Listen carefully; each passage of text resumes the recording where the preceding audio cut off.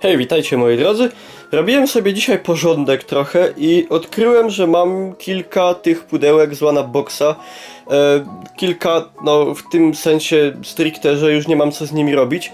No i zacząłem się zastanawiać. Wielu ludzi na pewno poradziłoby mi: Niklaus, wypierdol.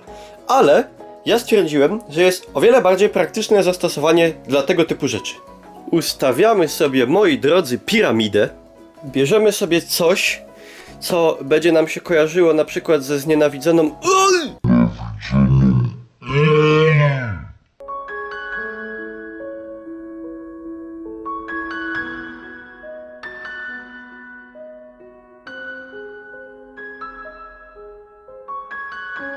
Sadzamy sobie coś, co będzie nam przypominało znienawidzoną osobę, na przykład teściową albo wkurwiającego kolegę z pracy czy ze szkoły.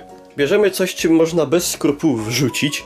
Ja tu na przykład posłużę się antystresowym cyckiem Kerbim. No i co, moi drodzy? Cel? Pal!